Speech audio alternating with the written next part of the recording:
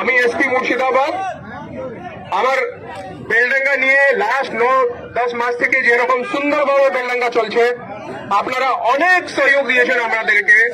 লেকিন আপনি যখন যখন এখান থেকে লোক বাইরে গিয়ে একটা ইস্যু কিছু হয়েছে, এখান থেকে যে মাইগ্রেন্ট লেবার গুলোকে যখন যে এখান থেকে যে লেবার গুলো করে এই শ্রমিক গুলো যে এখান থেকে যায়, আমরা আপনারা সব জানেন, আমরা এর আগে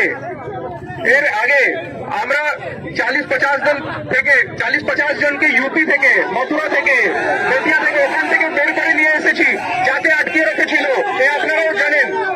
এছাড়া ওড়িশা থেকে, এছাড়া মধ্যপ্রদেশ, গুজরাট, সব জায়গা থেকে, যেখান থেকে আপনার যা পরিযায়ী শ্রমিকের যে ফ্যামিলি পুলিশ সঙ্গে যোগাযোগ করেছে, আমরা চেষ্টা করে ওখান থেকে নিয়ে এসেছি। আমাদের জন্য আপনাদের জীবন, আপনাদের ফ্যামিলি সর্বোপরি। সবচেয়ে বেশি ইম্পর্টেন্ট আপনাদের লোক, আমাদের লোক। এখন যে হয়েছে আজকে এই যে আপনাদের দাবি আছে, ফার্স্ট দাবি যে আমি শুনলাম কি যে ওখান থেকে গিয়ে ওখানে যে করেছে ওকে তুলতে হবে।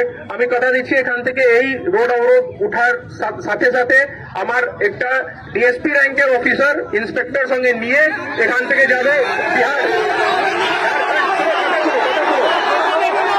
এখান থেকে ঝাড়খণ্ড গিয়ে বিহার গিয়ে আমরা পুলিশ